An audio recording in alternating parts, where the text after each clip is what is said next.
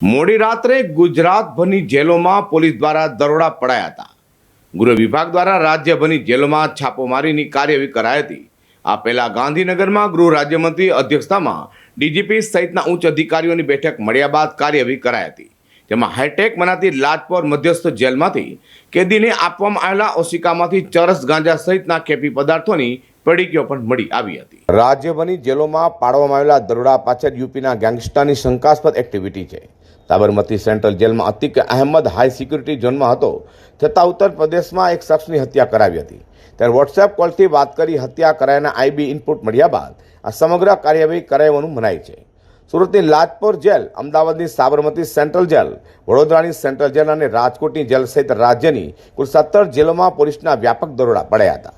તમામ જેલ તેમજ શહેર જિલ્લાના ઉચ્ચ પોલીસ અધિકારીઓ સાથે 1700 પોલીસ સ્ટાફ દ્વારા સઘન ચેકિંગ હાથ ધરાયું હતું. સુરતની અત્યાધુનિક ગણાતી લાજપોર જેલમાં પણ પોલીસનો કાફલો ઉતર્યો હતો. ઉચ્ચ અધિકારીઓની ટીમ લાજપોર જેલ ખાતે પહોંચી હતી અને સર્ચ ઓપરેશન હાથ ધર્યું છે. દરોડા બાદ લાજપોર જેલમાંથી કંઈ મળે છે કે કેમ તે આગામી સમયમાં જાણવા મળશે.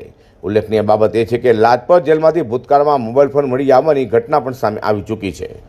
ત્યાં સુરત પોલીસ જોઈન્ટ કમિશનર સહિતના અધિકારીઓની ટીમે લાજપોર જેલની અંદર સર્ચ ઓપરેશન કરતા ચોંકાવનારી ચીજો મળી આવતા ચકચાર મચી ગઈ છે. જેમાં 10 જેટલા મોબાઈલ ફોન મળી આવ્યા હતા, તેમજ ચરસ અને ગાંજાની પડીકીઓ પણ મળી આવી છે. નશીલા પદાર્થો મળી આવતા એનડીપીએસ એક્ટ હેઠળ સચિન જીઆઈડીસી પોલીસ સ્ટેશનમાં ગુનો નોંધાશે.